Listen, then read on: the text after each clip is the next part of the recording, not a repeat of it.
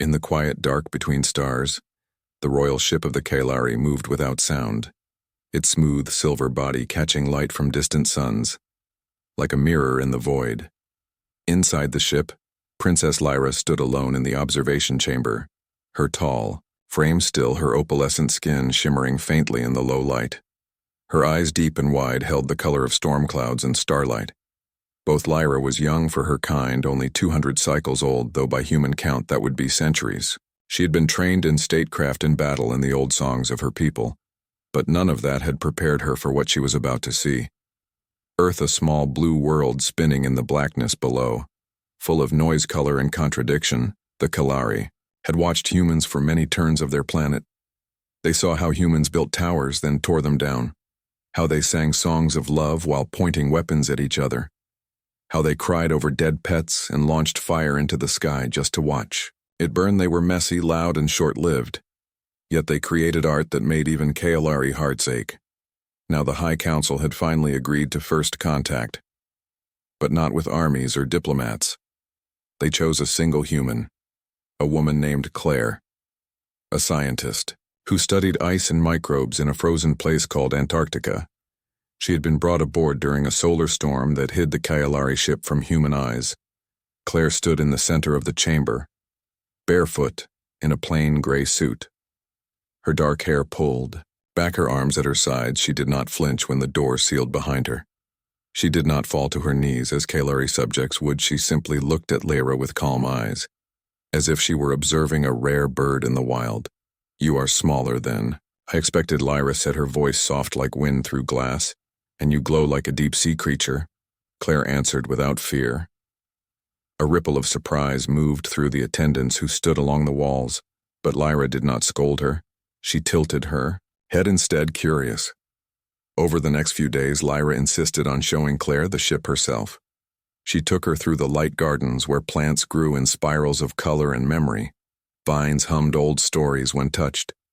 She showed her the star, maps that floated in the air like living ink, and the quiet pools where Kalari meditated by syncing their thoughts with water. Claire asked questions not about weapons or power, but about how they lived, how they loved, how they remembered their deadly Ra. Explained that Kalari did not touch often. Not like humans, they saw touch as unnecessary unless for healing or ritual. Their bodies communicated through light and sound. Their emotions shone in the shift of their skin, like a mood ring made of moonlight. When Claire asked about children, Lyra led her to the Chamber of Beginnings, a round room with soft walls that pulsed like a slow heartbeat. "We do not carry young inside us," she said. "We create through resonance. Two beings stand here and align their inner frequencies if the harmony is true. A new life begins as pure energy. It grows in the cradle of light until it is ready to take form. So no pregnancy, no birth pain, no months of waiting." Claire asked. "No," Lyra replied. "It is clean, precise, perfect." Claire nodded, but her eyes looked sad for a moment.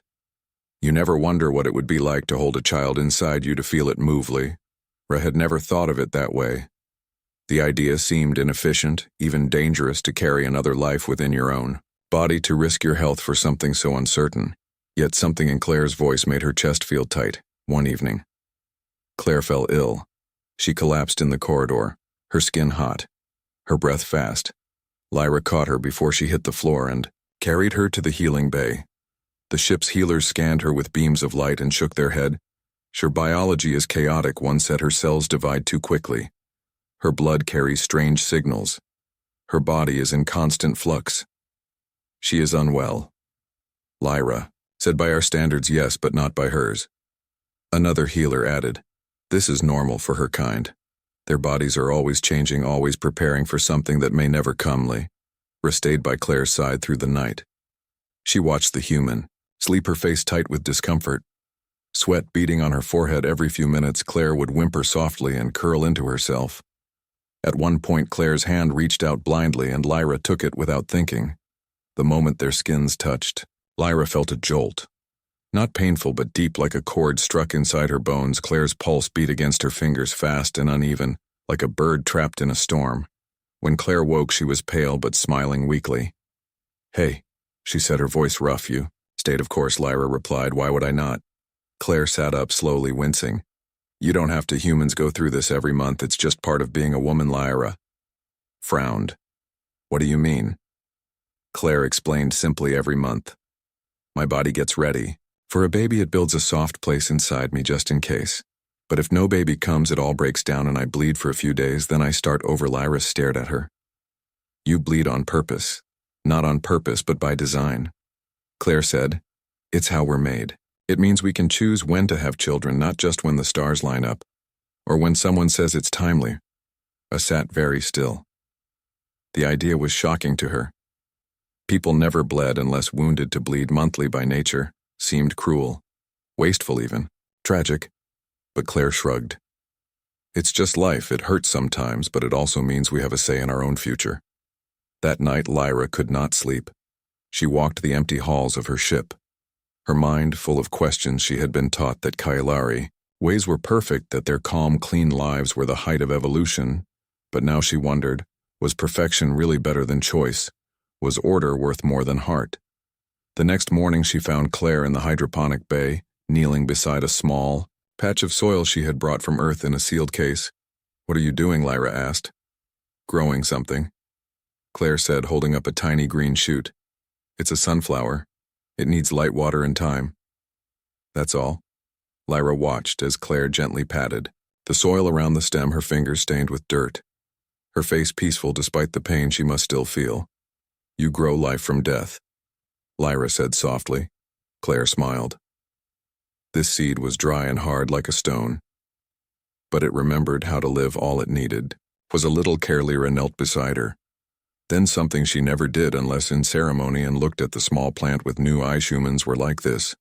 She realized they carried death and life in the same body. They bled and still planted seeds. They hurt and still reached for the Sunni. Want to understand more, she said. So Claire told her stories of human women.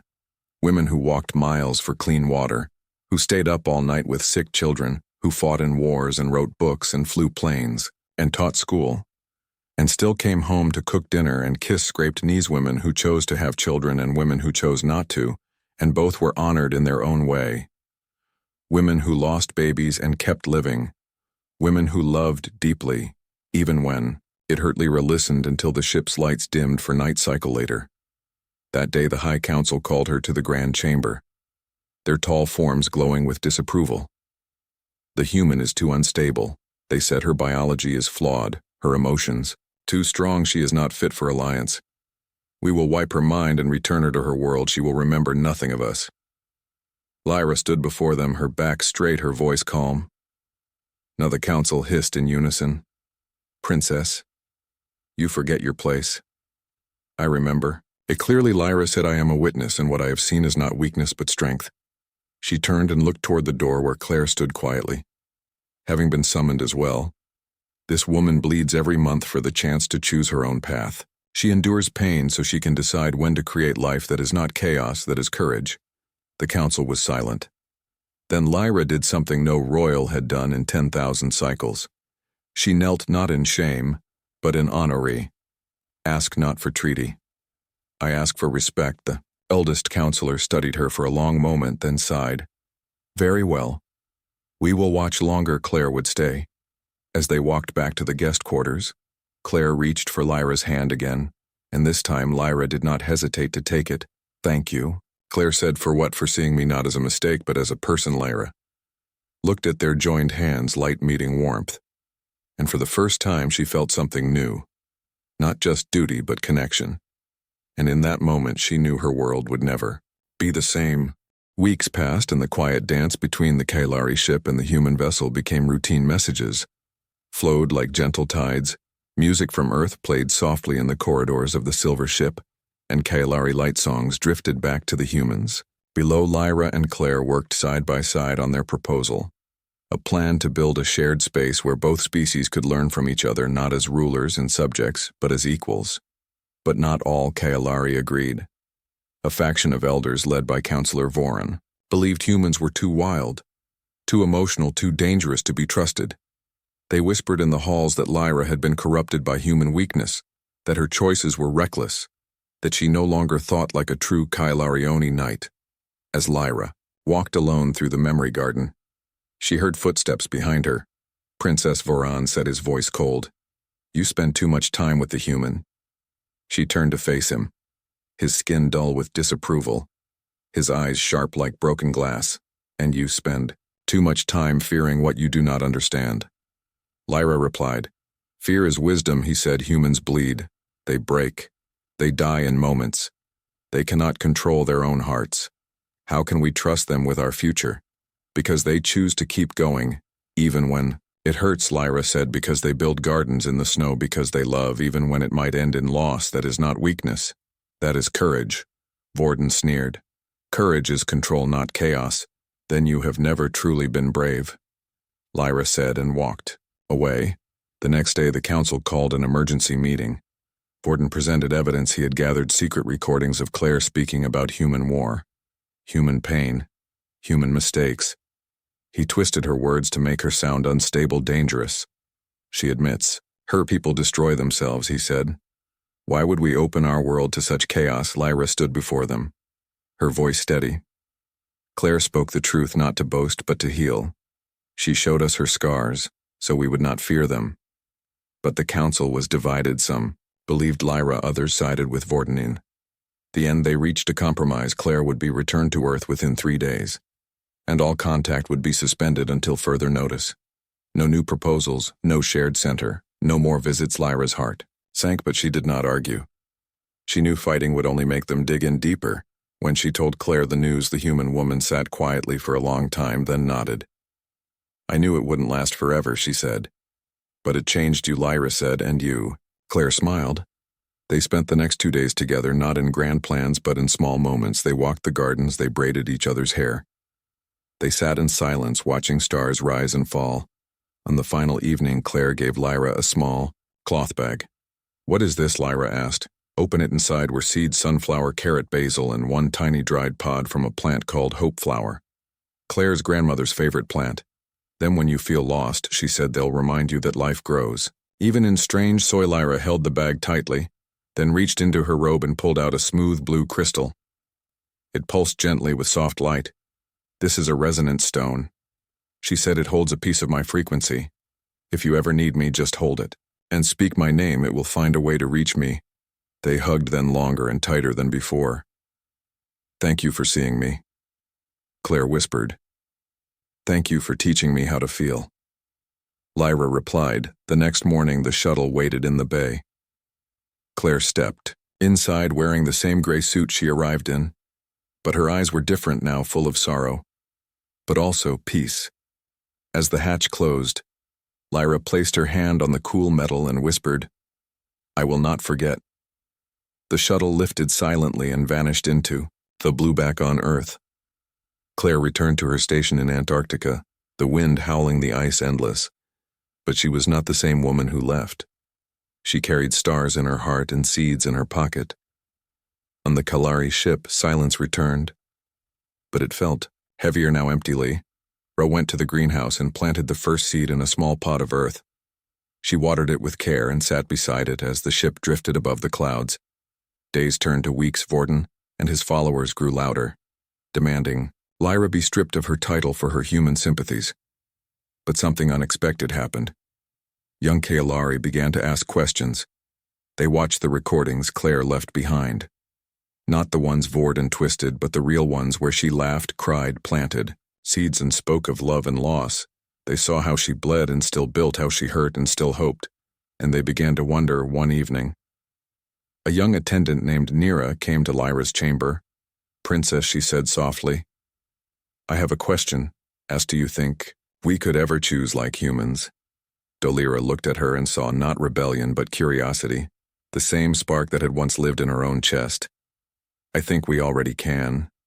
She said, we just have to be brave enough to try. Nira smiled and left. The next day, 2 more came, then 5, then 10. They asked about human art, human music, human ways of raising children, of healing, of grieving. Lyra answered them all, not as a princess but as a guide. Meanwhile on Earth, Claire shared her story not with governments but with women, scientists, teachers, students. She spoke of the Kaelari not as gods or monsters but as beings. Learning to feel, her talk spread quietly at first. Then Widera movement began, not of war or fear, but of understanding. Months later, as spring melted the Antarctic ice, Claire received a message not through radio or satellite but through a soft blue light that appeared in her room one night. She knew it at once. She held the crystal Lyra had given her and whispered her name. The light pulsed. Warmly far above in the velvet dark, Lyra stood at the viewport watching Earth spin below. A small green shoot had broken through the soil in her pot just that morning. She smiled. The council still argued the old ways still held power, but change had taken root. And roots once planted do not ask permission to growl. Ira turned and walked to the chamber of beginnings, not to create life through harmony, but to speak to the young ones who waited there today. She said, "We will not just learn how to make life, we will learn why it matters." Outside the ship, the stars burned steady and silent, but inside something new was blooming, not perfect, not quiet, but alive. Seasons turned on Earth and cycles passed on the Kalari ship. Yet the bond between the two worlds did not fade. It grew like the plants Claire had left behind. Small at first, then strong enough to crack stone. Lyra no longer walked the halls alone. Young Kalari followed her. Not as subjects but as students, they asked about human grief, human joy, human ways of saying goodbye and hello. They wanted to know how humans held pain without hiding it, how they sang when they were sad, how they touched, not just to heal but to say, "I am here." Lyra taught them what she had learned from Claire, that strength was not the absence of feeling but the choice to feel anyway. Meanwhile on Earth, Claire's quiet talks became something larger. Women gathered in community centers and labs and homes, sharing stories, not just of science but of life, of bleeding and birthing, of losing and loving. They spoke of the Kaelari not as invaders, but as mirrors showing them that their own messy humanity held value. Even in the eyes of Starsunday, a message came not from the military but from a group of human women. Scientists, artists, mothers, and leaders. They called themselves the Circle of Roots. And they asked for a new kind of contact, not through ships or weapons, but through shared knowledge. They proposed a simple exchange. One human woman would visit the Kaelari ship for one lunar cycle, and one young Kaelari woman would come to Earth to live among humans, not as a spy, but as a guest. The council was furious. Vorden stood before them, his light flickering with anger. "This is madness. They will infect our young with their chaos." But Lyra stepped forward, calm and clear. "Or they will teach them courage." To everyone's surprise, the eldest counselor spoke. "We have watched the human woman Claire. She did not break our ways. She helped us see them clearly. Perhaps it is time we looked again." So the exchange was approved. The first human to go was Mara, a botanist from Oregon who worked with native seeds and healing plants. She arrived with dirt under her nails and songs in her throat. The first Kalari to come to Earth was Nira, the young attendant who had asked Lyra about choice. Nira stepped onto Earth's soil for the first time and gasped. The air was thick with scent, wet with rain, loud with birds and wind. She fell to her knees, not in worship but in wonder. "It smells like life," she whispered. Mara helped her up and smiled. "Welcome to the Messin." The ship. Mara did not ask for luxury. She asked for soil. She planted seeds in every corner she could find and taught the young Kaelari how to touch the earth, how to listen to roots, how to wait. They were shocked that life could grow from something that looked dead on Earth. Nira stayed with Claire. In a small cabin near the research station, she learned to cook over fire, to wear clothes that got dirty, to cry when she missed home. She met women who worked the land, who birthed babies at home, who healed with herbs and hands, not just light and sound on evening as they sat by a fire. Claire asked, "Do you miss your world?" "Yes." Nira said, "But I am learning that home is not just a place. It is also a feeling, back on the ship." Lyra watched Mara teach a group of Kaelari how to press flowers between glass to save them, not for data but for beauty. "You keep dead things," she said once. "We keep memories." Mara replied gently. Ra understood then that humans did not fear death. They honored it. As the lunar cycle ended, both women returned to their worlds. Changed. Nira brought back seeds and songs, and the habit of hugging Mara brought back light crystals and star maps and the knowledge that silence could also speak. The exchange became a tradition. Every moon, one human woman, one Kaelari woman, each visit, built a bridge not of metal but of trust for Dan, and his followers grew quieter. Not because they agreed but because fewer listened. The young ones now asked different questions. Not how do we control, but how do we connect, Lee. Lyra began to rewrite the old texts, not to erase them, but to add new lines about choice, about touch, about the courage in bleeding and the wisdom in waiting. One day she stood before the council again, not to ask permission but to announce, "I will not take the mate chosen. For me," she said, "I will choose my own path." The council gasped, but the eldest simply nodded, "You have already chosen."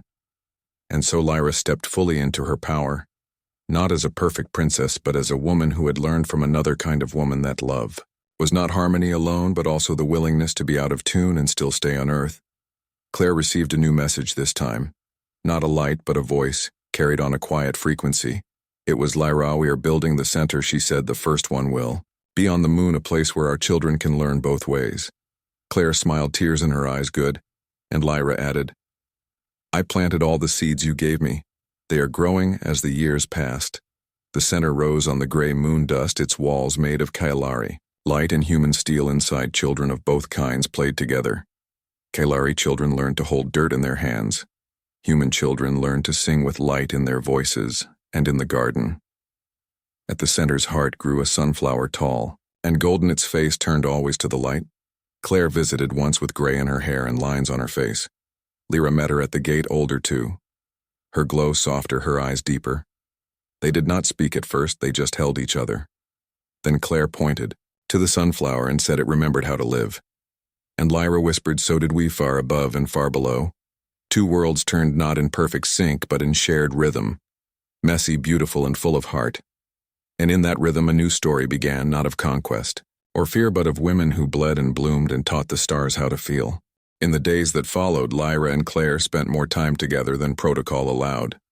They walked the ship's endless corridors, shared meals in quiet corners, and sat for hours in the observation dome watching Earth turn below its clouds swirling. Like brushstrokes on blue silk, Claire taught Lyra how to braid hair using strands of her own dark locks. And Lyra showed Claire how to listen to the hum of the ship's core, a low, steady song that pulsed through the walls like a heartbeat. One afternoon, Claire found a small patch of unused space near the light garden and asked if she could plant more seeds from Earth. Lyra agreed, and soon a tiny greenhouse bloomed with green shoots, beans, carrots, even a struggling tomato plant. Claire tended them with care, her hands always a little dirty, her smile always a little brighter when she was among them. "You grow life in the middle of nothing," Claire said one evening as they sat beside the plants. "We Kailari create life from harmony," Lyra replied. "But you create it from hope." Claire laughed softly. "Yeah, I guess we do." As the weeks passed, Lyra began to notice things she had never seen before. The way Claire's eyes lit up when a seed sprouted, the way she hummed while working, the way she cried once when a plant died, not from sadness but from gratitude for the life it had lived. Lyra also noticed how Claire moved through pain without complaint, how she woke some mornings stiff and tired, but still got up, how she never let her body's rhythm stop her from living. One night, Lyra asked, "Do you ever hate it? The bleeding, the pain, the waiting?" Claire thought for a long time, then said, "No, not hate. It's part of me, like my eyes or my voice. It's not always easy, but it reminds me that I'm alive, that I have a choice, that I'm connected to every woman who ever lived." Lyra looked down at her own smooth hands, unmarked by time or trial. She had never known such a thing, to carry life and loss in the same body every month, to prepare for a future that might never come and still keep going. That night she dreamed of red rivers and green fields and women singing in the dark. The next morning she went to the council again. "I wish to learn more about human women," she said, "not just their science, but their stories, their strength." The council was wary, but they allowed it. So Claire began to share more, not just her own life, but the lives of others. She told Lyra about nurses who held dying patients' hands, teachers who bought school supplies with their own money, mothers who worked night shifts so their kids could eat, artists who painted with babies strapped to their backs.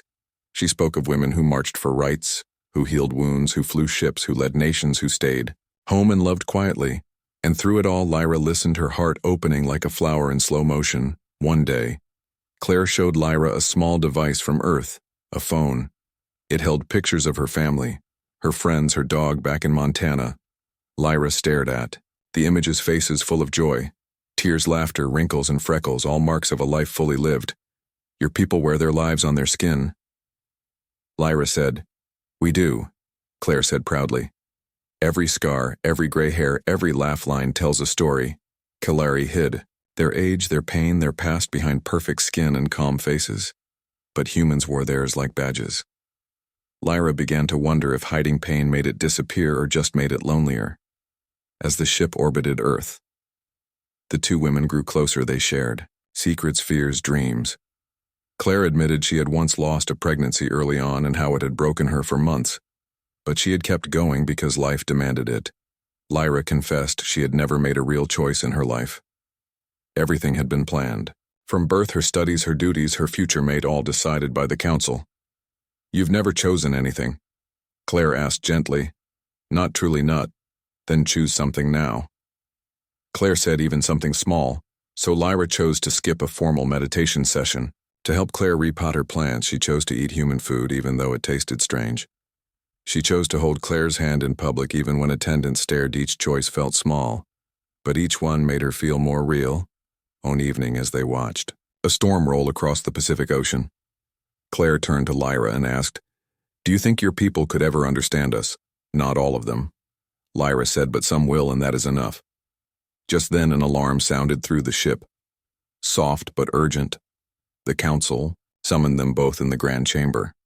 The elders stood in a tight circle, their light dimmed with worry. Human vessel approaches, the counselor said. It carries weapons. It has detected our presence. Lyra's heart dropped. They think we've taken Claire against her will. Claire said quickly, They'll attack. We did take you, Lyra said softly. But I stayed by choice. Claire insisted. The council looked at each other, then at Lyra. What do we do? Princess Lyra took a deep breath, then stepped forward. Show them the truth. She turned to Claire. Do you trust me? With my life? Claire said. Then Lyra made her boldest choice yet. She ordered the ship to open a direct channel to the human vessel, not with shields or threats, but with honesty. On the main screen, a human officer appeared, tense and armed. This is Captain Davis of the USS Endeavour. Identify yourselves and release Dr. Claire Mitchell. Immediately Lyra stepped into view, calm and clear. This is Princess Lyra of the Kalari. I am not your enemy, Doctor. Mitchell is here by her own will. She is safe and well. Claire moved beside her. I'm fine, Captain. They've treated me with respect. I chose to stay. The captain frowned, but his hand lowered from his weapon. Why, because they're listening, Claire said. Because they want to understand us, eh? A long silence filled the air, then the captain nodded. Very well. But we will remain nearby as the screen went dark. Lyra let out a breath she had not known she was holding.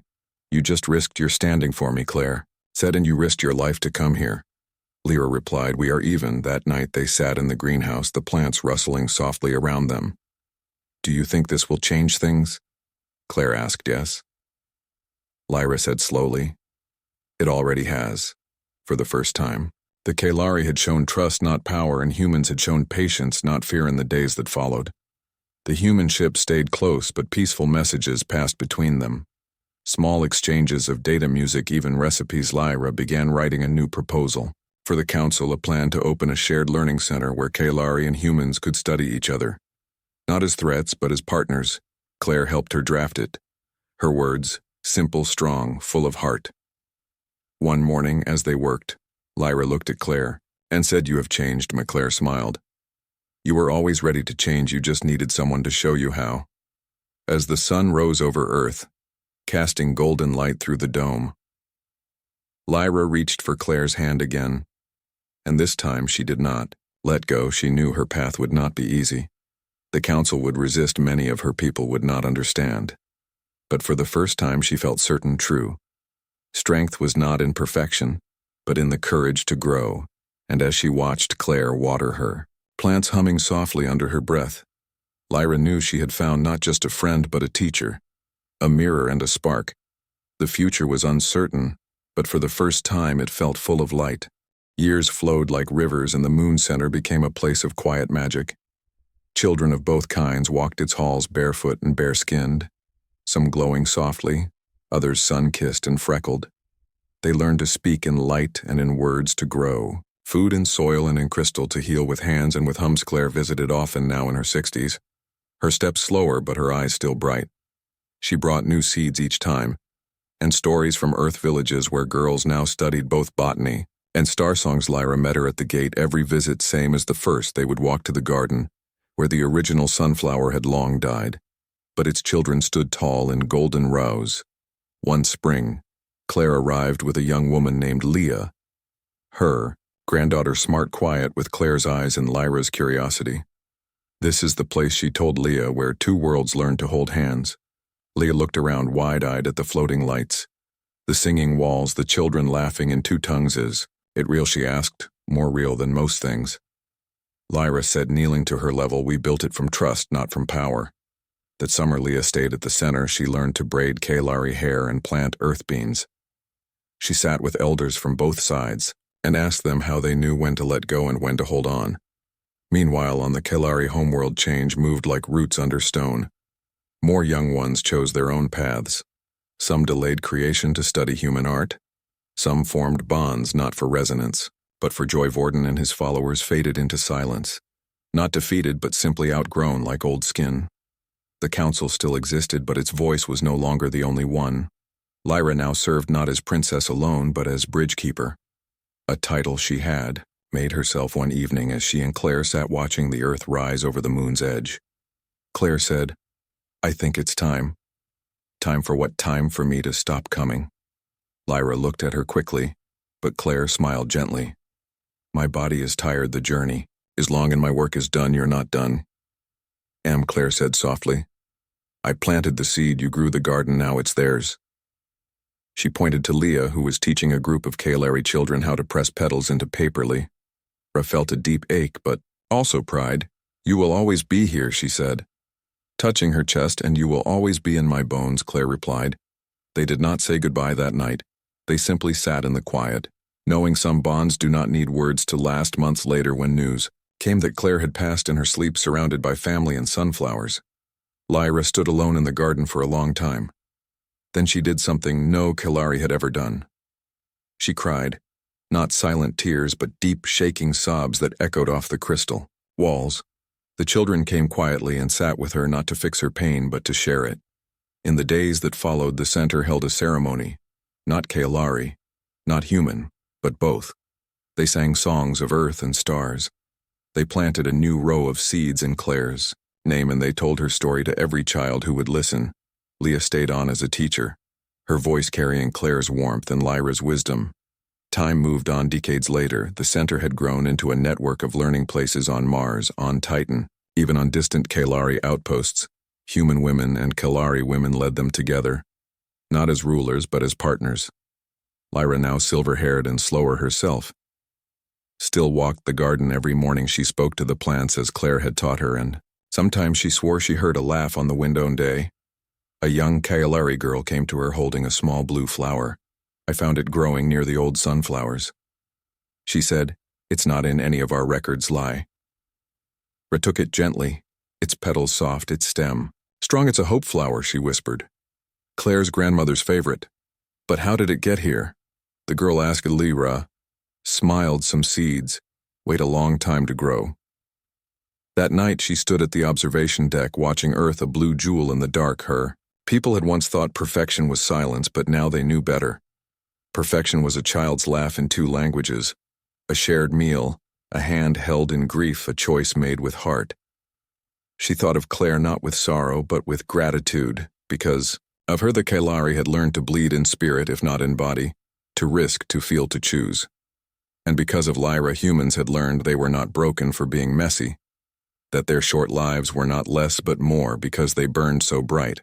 Fear. Below on Earth, women still bled and dreamed, still planted seeds in hard ground, still loved knowing it might hurt. And far above, in silver ships, Kalari women now touched, not just for ritual, but for comfort. They spoke of loss they made art from, pain they chose when to create and when to wait. The two worlds were not the same, but they were no longer strangers. They were keen. And in the quiet hum of the universe, a new truth grew stronger every day. That understanding did not come from being alike, but from honoring what made each other differently. Returned from the viewport and walked back to the garden. Leah was there with her own daughter, a little girl with human eyes and Kalari light in her skin. Grandmother Lyra. the child said, holding out a tiny sprout. Look it rememberedly. Red took her hand in the sprout and knelt in the soil. Yes, she said softly, it remembered how to live. And so Will with the stars watched but said nothing. They did not need to, the garden was answer enough.